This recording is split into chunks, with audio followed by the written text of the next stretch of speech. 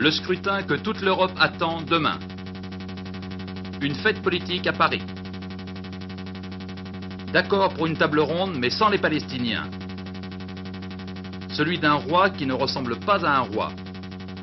Où trouver 3 millions de francs pour monter en première division? Bonsoir. Premier titre donc de ce journal, les élections italiennes de demain et d'après-demain. Tout de suite, une évidence. À quelques heures de l'ouverture des bureaux de vote, il est impossible de faire un pronostic pour savoir qui va gagner ces élections. On sait, ou plutôt on imagine, que la vraie grande bataille va se dérouler entre la démocratie chrétienne et le Parti communiste, mais tout le reste n'est que supposition, conjecture ou marre de café. Il vaut mieux donc s'en tenir aux chiffres. Près de 41 millions d'électeurs italiens vont élire pour 5 ans les députés et les sénateurs, et à l'ambiance aussi de ces dernières heures, de cette campagne électorale que certains voient se terminer avec soulagement. À Rome, hier soir, démocrates chrétiens d'un côté, communistes de l'autre, ont tenu leur dernier meeting. Victor Vraman, notre correspondant permanent à Rome. Je vous rappelle que les bureaux de vote italiens, demain matin, vont s'ouvrir à 8 heures et que notre correspondant de Rome... meeting de cette campagne électorale, et il se trouve que c'est un meeting communiste. Mais enfin, tout cela n'a pas tellement de signification quant aux résultats de ces élections, car le grand problème, c'est justement qu'aucun parti politique, ni le Parti communiste italien, ni la démocratie chrétienne, ne sont en mesure d'obtenir une majorité suffisante pour gouverner. Ce n'est pas une affirmation gratuite, car il y a eu pas mal de sondages au cours de cette campagne électorale. Le dernier donne 34% des voix à la démocratie chrétienne et 32% au Parti communiste italien. Alors, première constatation, il ne devrait pas y avoir de raz-de-marée communiste au cours de ces élections. Même si le Parti communiste italien obtient davantage de voix que la démocratie chrétienne, Enrico Berlinguer n'a pas l'intention de gouverner avec une majorité toute relative. Gouverner avec les socialistes, peut-être, mais il faudrait alors que les communistes et les socialistes obtiennent une majorité plus que confortable, ce qui apparemment est tout à fait exclu. Du côté de la démocratie chrétienne, on a voulu transformer ces élections en un référendum pour ou contre la participation des communistes au pouvoir. Et il existe effectivement une majorité d'électeurs qui préfèrent une démocratie chrétienne discréditée, usée par 30 ans de malgoverno, à une participation des communistes au pouvoir. Il y a une grande inconnue pourtant dans ces élections. C'est l'influence que pourrait avoir le scandale de la Lockheed. Car c'est l'un des dirigeants de la démocratie chrétienne, l'actuel ministre des Affaires étrangères, Mariano Rumor, qui serait le plus compromis dans ce scandale. La commission parlementaire d'enquête devait entendre Mariano Rumor, mais la démocratie chrétienne a réussi à faire reporter cette audition au 24 juin, c'est-à-dire après les élections. Décidément, et même s'il y a encore pas mal d'inconnus dans ces élections, personne ne s'attend à un bouleversement irrémédiable. Ces élections que l'on a présentées comme les plus importantes de l'Italie d'après-guerre seront peut-être celles de la résignation plutôt que celles du changement. Sur l'agenda de Valéry Giscard d'Estaing entre le 22 et le 25 juin, il y a, je vous le rappelle, une visite officielle en Grande-Bretagne. Dans le Times de ce matin, le président de la République avoue, au cours d'une interview, nous avons une connaissance insuffisante de la doctrine britannique sur l'unité européenne, il serait utile de mieux la connaître. D'autre part, les relations franco-britanniques ne ressemblent à aucune autre. Il serait dommage que nos deux pays ne mettent pas leur expérience en commun pour le bénéfice des autres. Sur l'agenda présidentiel de ce samedi 19 juin, il y avait par contre l'inauguration à Gif-sur-Yvette des nouvelles installations de Supélec, l'école supérieure d'électricité. Après une rapide visite des bâtiments, M. Giscard d'Estaing a demandé, dans un discours, que soit facilité, entre autres, l'accès aux grandes écoles. Je souhaite que le recrutement que vous avez décidé de tenter au niveau des titulaires de diplômes universitaires de technologie soit un succès, et je suis persuadé d'ailleurs qu'il le sera.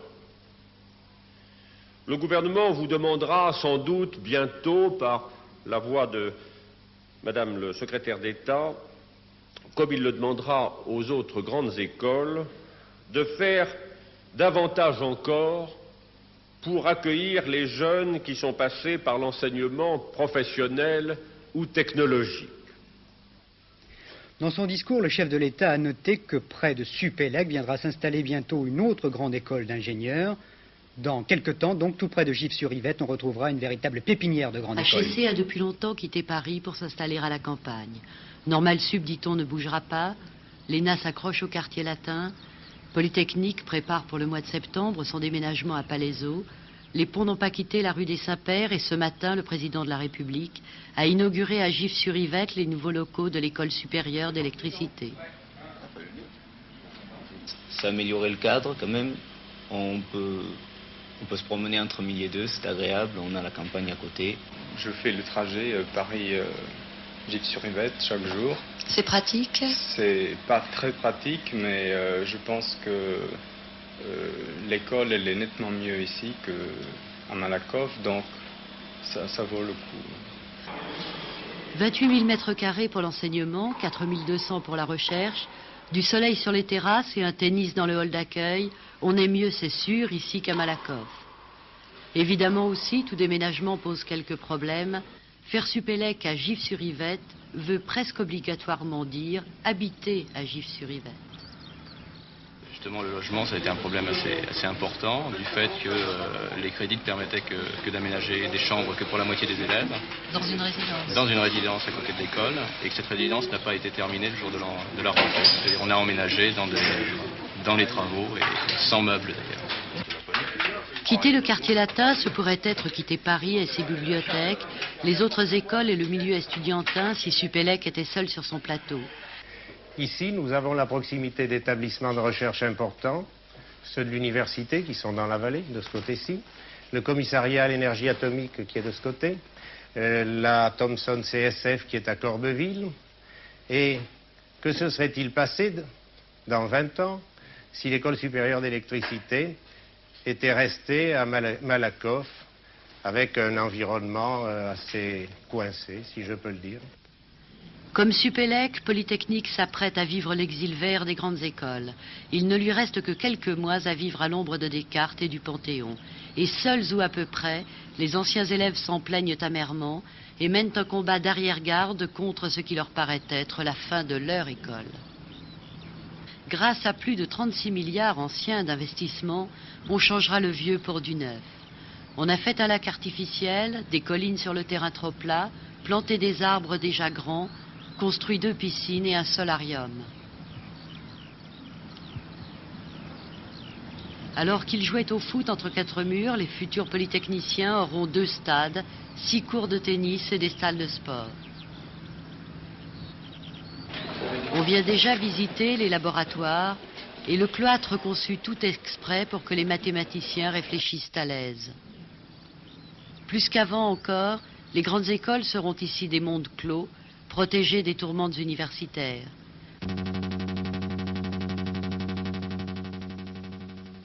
Un des événements politiques du week-end, c'est la Convention nationale des Républicains indépendants qui s'est tenue cet après-midi au Champ de Mars, à Paris, et qui a pris, il faut bien le dire, en dehors des discours très sérieux comme celui de M. Michel Poniatowski, un petit air de kermesse à l'américaine.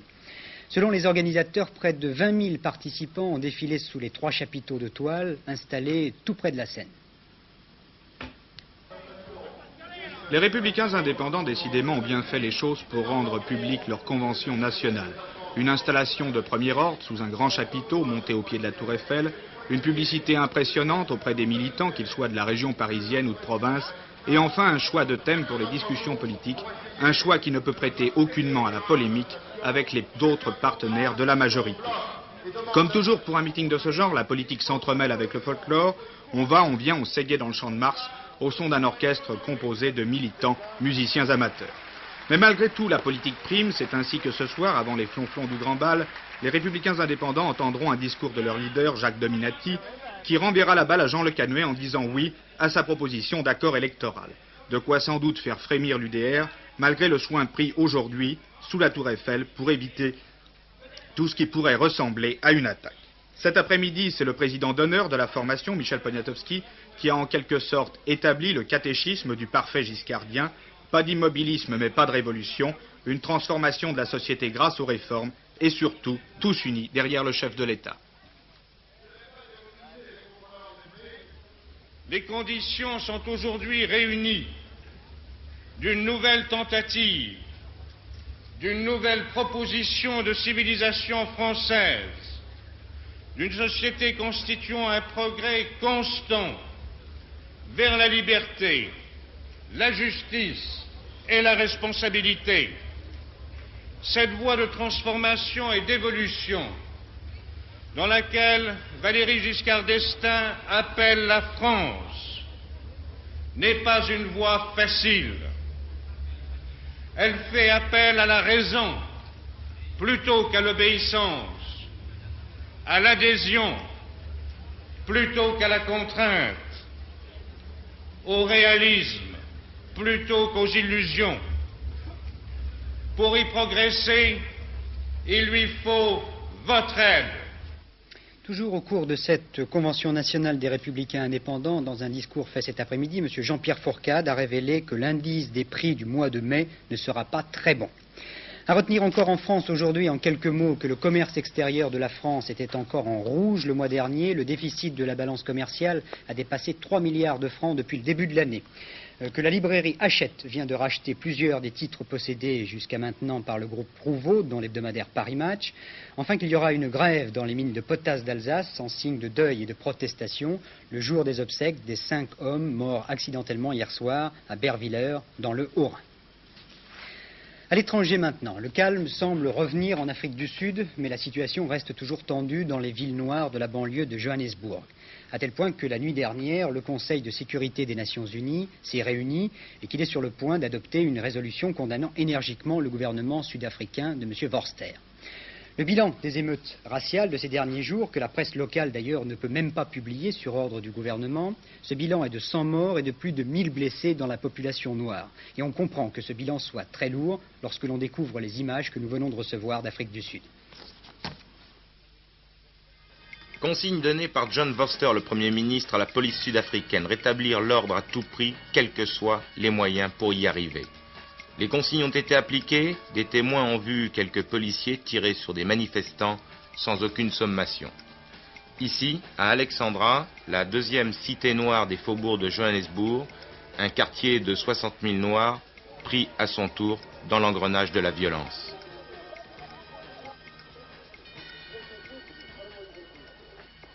On y a vu des manifestants se servir d'autobus pour briser les barrières qui protégeaient tous les immeubles officiels, incendier les supermarchés et les églises, et avec ce commentaire, ils vont voir ce que c'est que le pouvoir noir. À l'origine, il y a 3 jours de ces émeutes en Afrique du Sud, quelques lycéens qui protestaient contre l'enseignement obligatoire de l'une des 2 langues officielles du pays.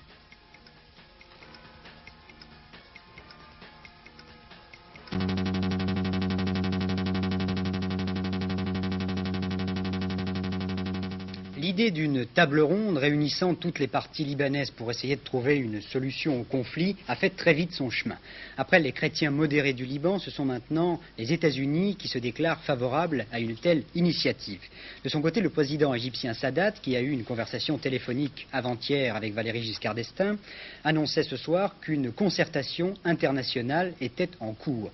Il disait aussi que l'Égypte ne s'opposerait pas à une participation militaire de la France aux côtés des casques verts arabes, mais il semble qu'on n'en soit plus là d'ailleurs. En particulier après les entretiens que viennent d'avoir à Paris le président syrien et le chef d'État libanais. La France et la Syrie sont d'accord sur le principe de cette table ronde. La France pourrait même faciliter son organisation. Reste à savoir quand elle pourrait se réunir. Réponse du président syrien avant son départ.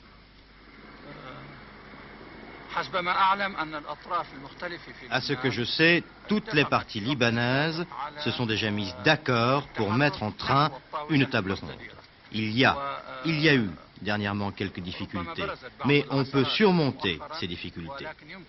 Maintenant, quand la table ronde va se réunir, eh bien ça dépend de toutes les parties libanaises qui sont concernées par le problème.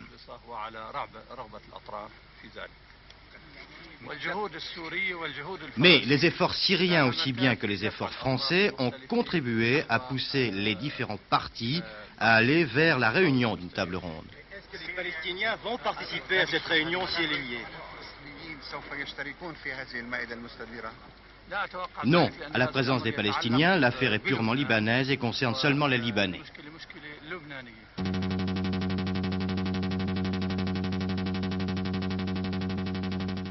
pour un beau mariage, ce fut un beau mariage. Rien n'a manqué à Stockholm, ni les coups de canon, ni les carrosses, ni le beau temps, ni la foule, même si les partis de gauche avaient boycotté un petit peu la cérémonie parce qu'ils trouvaient qu'elle coûtait trop cher. Tout était réussi pour que ce mariage entre Carl Gustaf de Suède et mademoiselle Sylvia Sommerlath soit réussi, et il fut réussi. Midi à Stockholm. Tous les cœurs battent lorsque le roi Carl Gustaf et Sylvia Sommerlath entrent dans la cathédrale.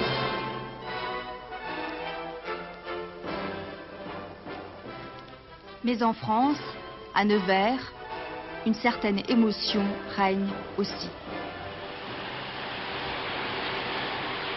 Kunglig tillverkning, la pièce du roi.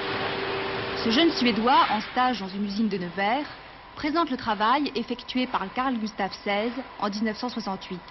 Oui, Sylvia Sommerlath savait ce matin qu'elle épousait un roi, un sportif, un skieur. Mais un ancien ouvrier spécialisé, certainement pas. Et pourtant, Carl Gustaf a travaillé ici, un mois, pour 750 francs. Le tour de roi. Monsieur, qu'est-ce que vous lui avez appris au roi? Eh bien, j'ai expliqué au roi le processus de fabrication d'une de nos grandes cuves. Mais est-ce qu'il a fait du bon travail? Je pense que c'est difficile à dire. Disons qu'il a fait du travail acceptable. Il a travaillé comme les autres ou moins que les autres? Un petit régime, certainement. Un régime de roi. Et vous l'appeliez comment? On l'appelait déjà Monseigneur, que c'est pas de coutume avec les ouvriers. Contrôle of kungens tank.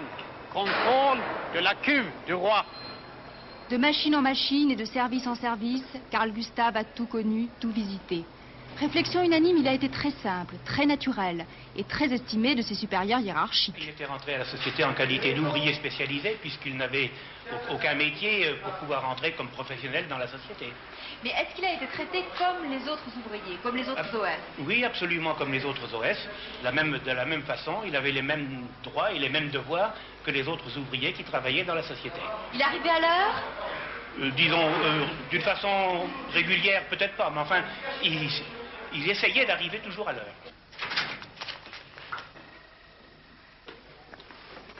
Lorsqu'il est parti, à la fin du mois de juillet, il a eu droit, comme tout un chacun, à ses 2 jours de congés payés. Il était d'ailleurs affilié à la sécurité sociale. 1 an après son départ, la sécurité sociale de Nevers m'a écrit pour me demander qu'était devenu ce monsieur Carl Gustaf. Il n'avait aucune nouvelle de lui. Vous l'avez traité comme les autres OS qui se présentaient ici? Évidemment pas tout à fait, puisque quand même c'était quand même une personnalité qui est venue dans mon bureau présentée par le directeur général. Vous voyez, ce n'était quand même pas un OS ordinaire, si je puis dire ainsi m'exprimer. Carl Gustaf XVI fut donc un OS présenté par le directeur général. Heureusement pour lui.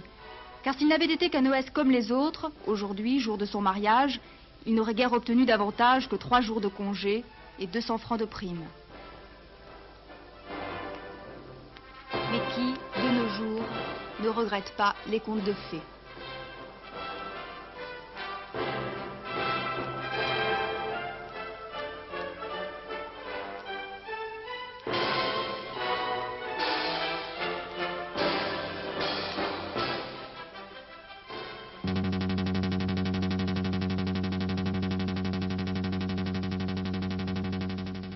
Avant de passer à Laval, ce petit club de 2e division qui va monter en 1re division l'année prochaine, voici 3 brèves de sport. La natation américaine d'abord vient sans doute de découvrir un nouveau très grand nageur, Brian Goodell. Il a 17 ans et il vient de battre le record du monde du 400 mètres nage libre en 3:53:08.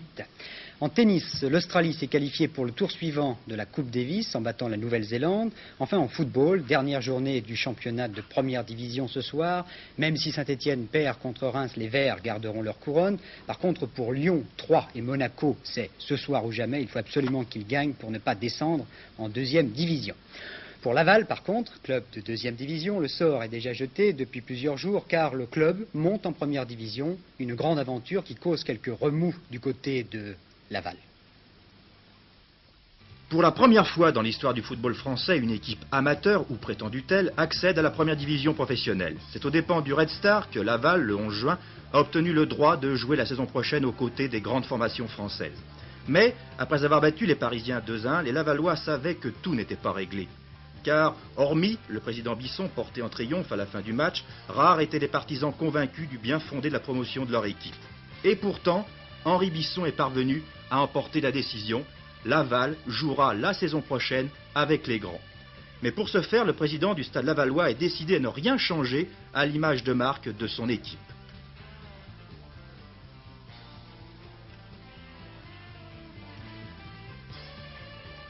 Je ne voudrais pas venir grossir le rang des clubs déficitaires. Nous avons jusqu'ici eu une gestion saine, elle va continuer à être saine, ce qui ne veut pas dire pour autant que nous renonçons à faire une bonne équipe. Mais ce que nous ne ferons pas, ce que je vois se faire autour de nous, des gens qui s'enfoncent et sans vergogne continuent. Nous, si nous devions prendre ce chemin-là, je ne serais plus président du Stade lavallois. Même au sein de son club, Henri Bisson a dû faire face à une opposition sérieuse représentée par Guy Pellier, qui n'a jamais caché non seulement son hostilité à la présence de Laval parmi l'élite du football français, mais aussi son hostilité à l'égard même du sport professionnel. L'autorité de M. Bisson, le président, était jusque-là une autorité naturelle, reconnue, souhaitée par une équipe de dirigeants unis par une passion commune pour le club et pour le sport. Or, pour accéder en première division, il a fallu solliciter des concours financiers, concours de sociétés industrielles, concours de membres du comité directeur et concours d'étrangers au club. Il est bien évident que ces sociétés industrielles, ces membres du comité directeur auront le droit de parler plus haut et plus fort. Il en sera de même pour les étrangers au club. Et l'autorité de M. Bisson devient une autorité de président de conseil d'administration. Le vice-président du club, donc, l'entraîneur, plusieurs joueurs, le maire de la ville en personne étaient opposés à la montée de Laval en première division. Et pourtant, Henri Bisson, grâce à son enthousiasme communicatif, a réussi à convaincre la plupart de ses contradicteurs. Mieux même, ses adversaires d'hier sont devenus ses alliés d'aujourd'hui. Tout le monde, ou presque, à Laval est décidé maintenant à soutenir à fond celui qui préside aux destinées du club depuis 1942.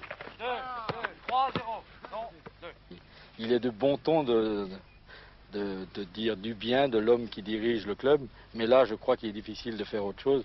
Monsieur Bisson, à mon sens,